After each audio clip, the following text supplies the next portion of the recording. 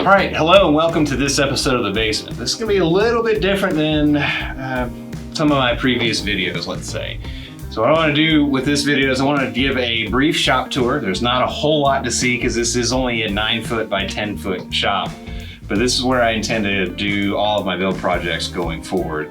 And I like working out of the garage and not on the kitchen table like I have in previous episodes and previous builds.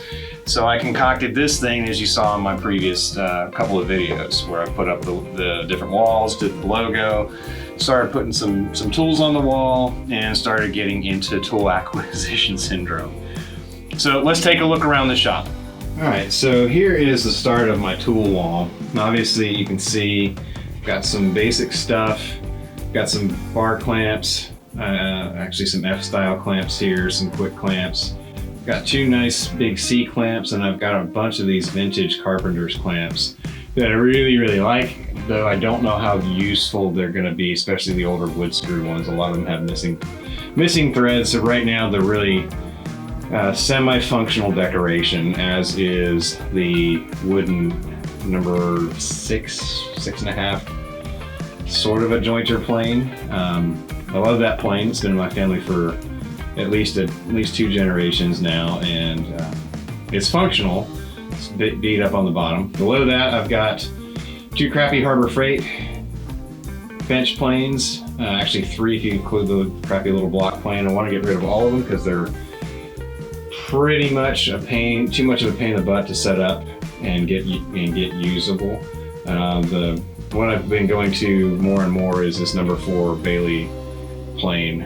This one's old as dirt and I love it, and it's just a joy to use. To the left of that, I've got just some really cheap squares and an angle finding square and a really cheap level. I want to get a new level. I want to get some nicer straight edges.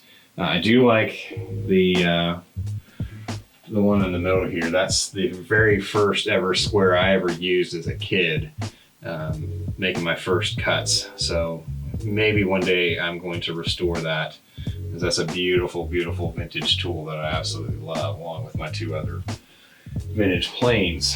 Below that, I've got some carpenter's chisels. These aren't like precision carving chisels. They're just kind of carpenter's chisels. They work. They do the job for the joinery that I was doing specifically for the bench and a couple other things. So they work well.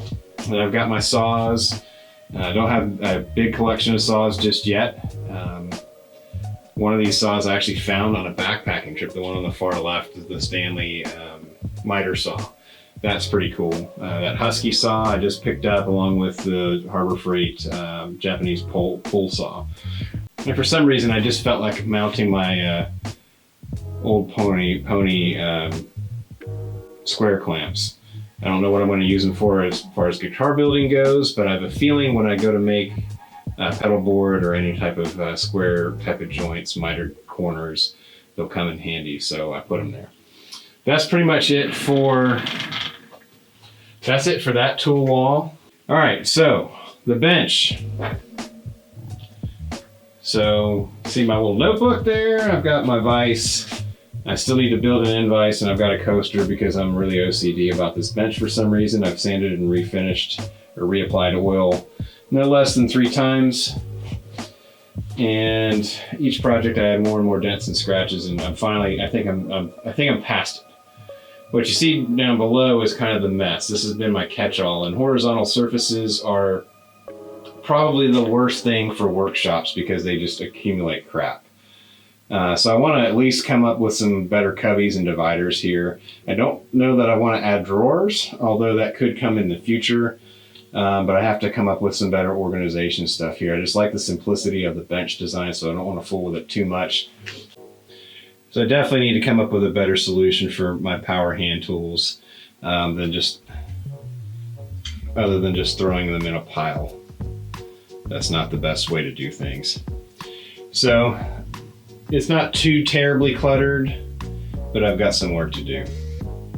I've got some pallet wood stacked up under here because I just ran out of spots for it, and then a couple of just random boxes of stuff like abrasives, Dremel tool, drill charger, things like that.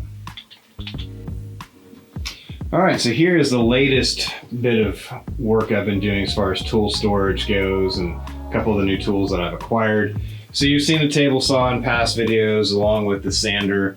I find this station actually works pretty well as a dual purpose station. So I went ahead and mounted my spare sanding belts and all my table saw, well, most of my table saw accessories to the wall there to include extra blades, my zero clearance saw insert, and miter gauge fence tools, that sort of stuff.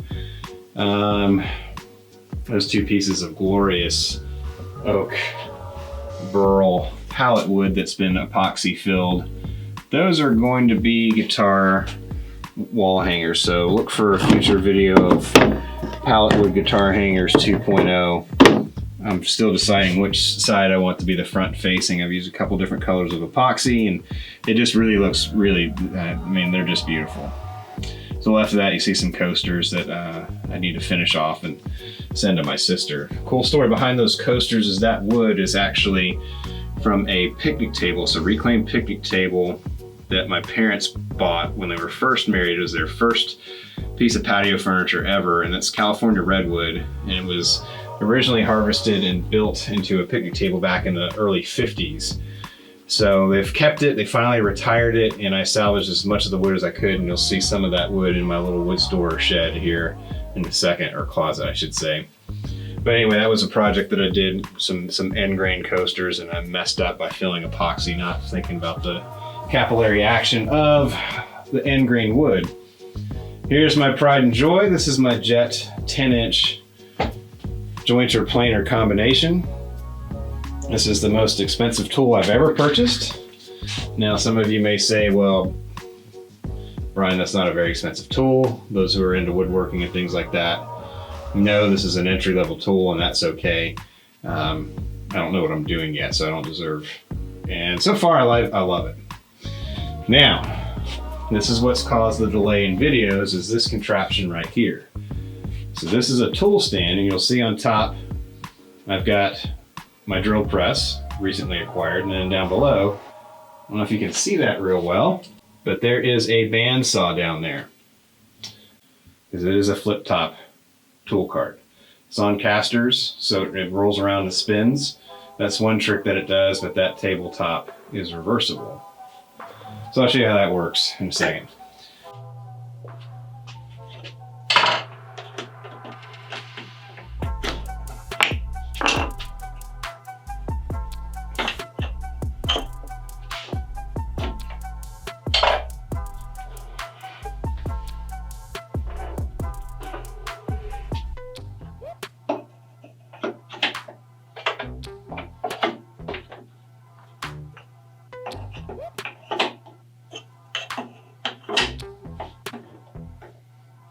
So I built a drill bit rack and some drums for basically all my drilling tool. This is going to be my drilling station over here.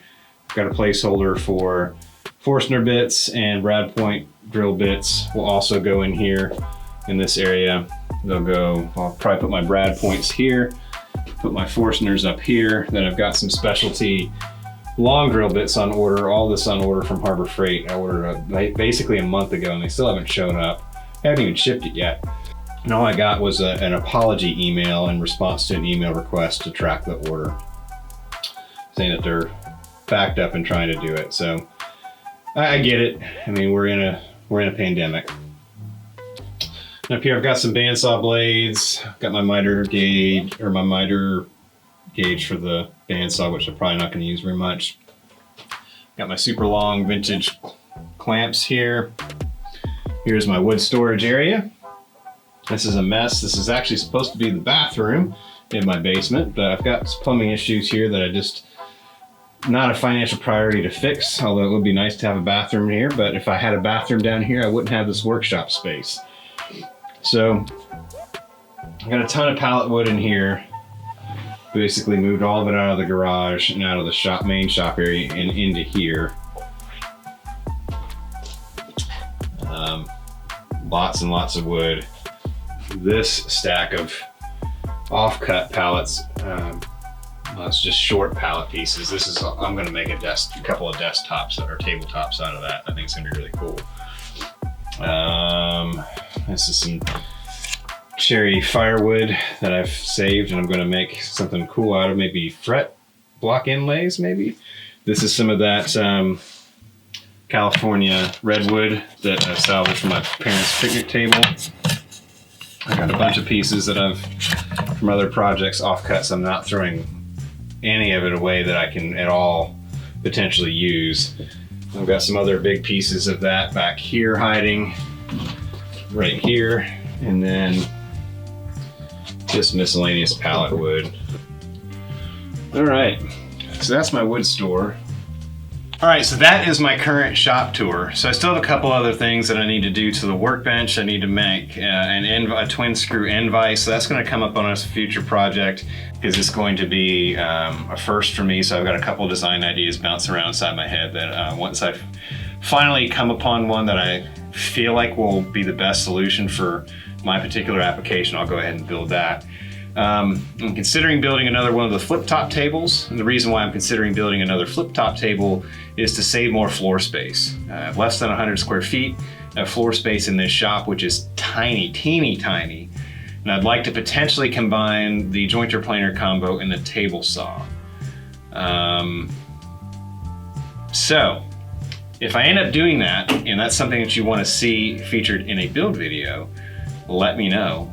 I'm really grateful that I've been allowed, my family has allowed me this 90 square feet of space to set up shop and tinker around and stuff. The caveat is I have to build some furniture. I have to build a new kitchen table, I have to build a skateboard rack, I have to build my other son a desk.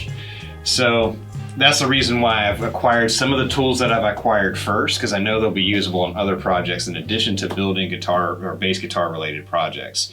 So like the jointer planer, that's an easy one because I got the wider one, the 10-inch one, because I could potentially book match some rough sawn wood.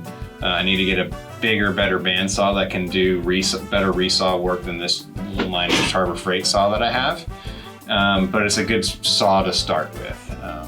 Again, I'm not a luthier. I want to see what I need first. The drill press, I can't drill very straight to save my life, so a drill press is great and it can do a couple other things like hog out material in router cavities and control cavities for bass guitars with Forstner bits with a little bit more precision than a hand drill would. So I think that, and I've already used it a ton, particularly in building the cart for it. So all those drumstick dowel pegs were drilled with that drill press, and so far I've really enjoyed it. Both of the bandsaw and the drill press I acquired used off of Facebook Marketplace, pretty reasonably priced and in great condition. So I haven't spent a ton of money on those two tools, but they've definitely been a huge asset so far in the workshop. The jointer planer, like I said before, that's the most expensive tool I've ever purchased in my life.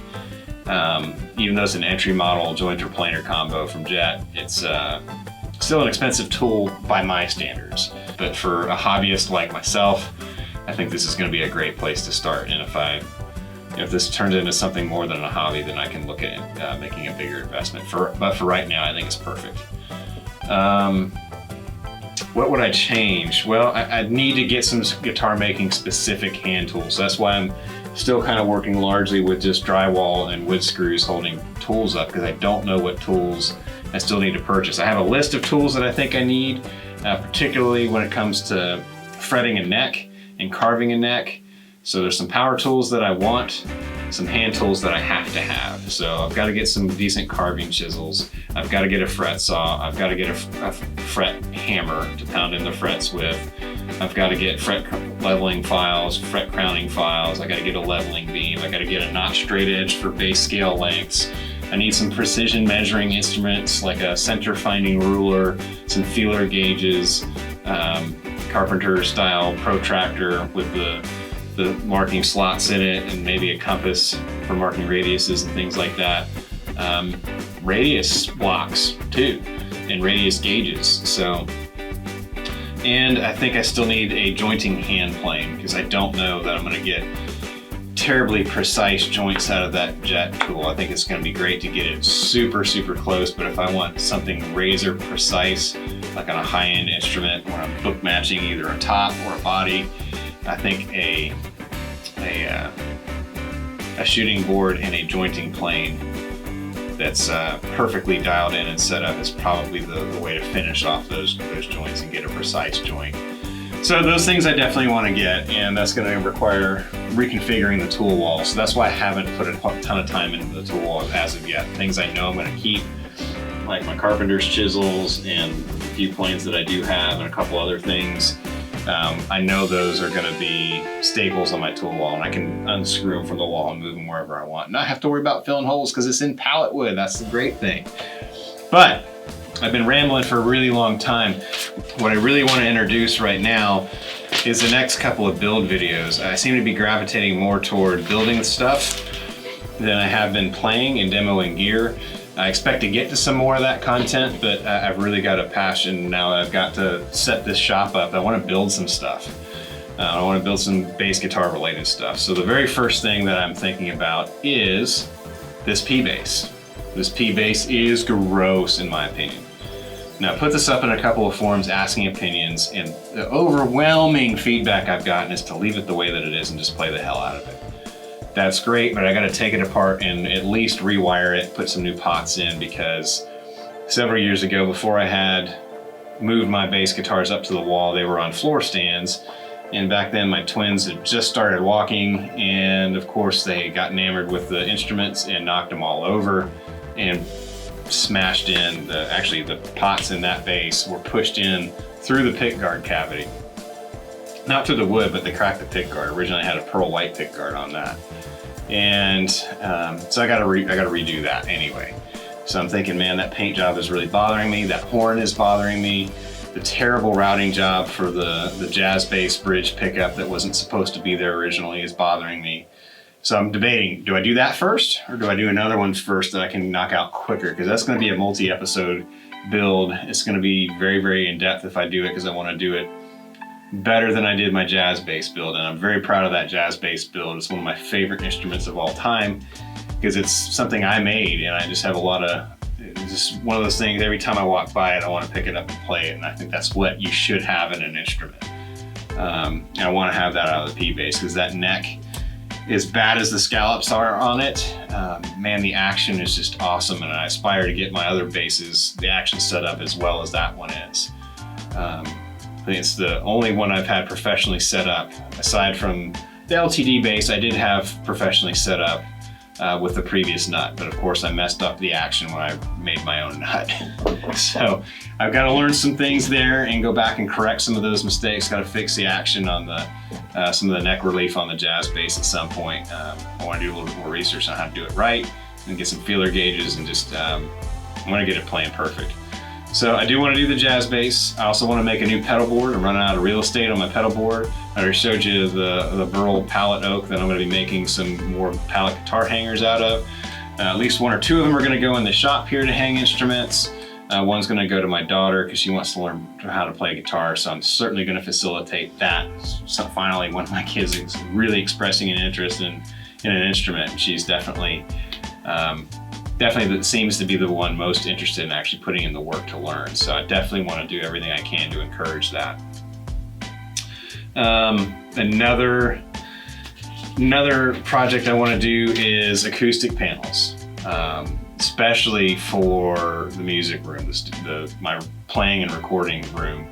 I don't want to hesitate calling it a studio because it's just my music room. I just have all my instruments in there. That's really all it is. I think adding some acoustic panels in there will make it maybe qualify as a studio, because then there's actually sound treatment in the room. I'll feel more comfortable calling it a studio once there's some sound treatment in there.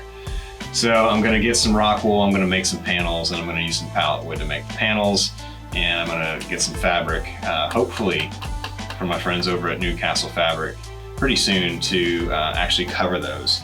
So I've got a couple ideas and mapped out of how many panels I'm gonna put up and where I'm gonna put them, and maybe some sound diffusers, some tricky sound diffusers to go in the windows that might be more effective than the blinds that I have up. Still enable natural light to come through and also have a little bit of privacy. So that's a potential project. So I really want to know, what do you want to see first? Do you want to see the P base get built and built as best as I possibly can build it? I probably won't be able to fix the scallops in the fretboard, and I'm not replacing the fretboard. That's out. So if I can't patch the scallops and have it blend in and look really, really good, then I'm not gonna do it. The other option is to do block inlays. Might do it. I've already got parts ordered for that. I've got the pots. I've had the pots for over a year. I've got a new Hipshot kick-ass bridge. I've got vintage tuners that aren't spray painted black. Of course, I can always take the paint off of those and reuse those. I've got a new pick guard, but I'm not gonna use it because I wanna go with a different color now. I'm thinking a Sherwood green metallic is gonna be the color for this. The other option, the other thing I'm strongly considering, which I ordered the pick guard for, is a black pearl pick guard. So I want either Sherwood green metallic with a white pearl pick guard or Olympic white with a black pearl pick guard. Now I think that look is probably inspired by the Duff McKagan PJ base, which I'm not a Guns N' Roses fan. I'm not Duff McKagan fan, but I love the look of his base. Probably because of the block inlays. I'm a sucker for block inlays on Fender instruments. I think they just look so classic and so iconic. I just love them. That's why I put them in my jazz bass. So that's a potential look for it. So let me know in the comments, which project should I do first? Should I do the precision bass? Should I do the pedal board? Or should I do the acoustic panels? Eventually all these projects are gonna get done, but which one do you wanna see first? Okay? So let me know in the comments, and I'm gonna get started on one of those projects within a week, probably in the next episode. So thank you so much for watching. I know this is a different type of video than what I'm used to doing, more of a vlog style thing. I'll get into definitely some bass specific things very, very soon in the next episode. So one of those build projects will probably kick off in the next episode.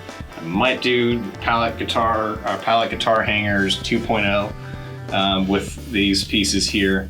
Haven't decided yet, but that's what I'm thinking. So let me know what you think.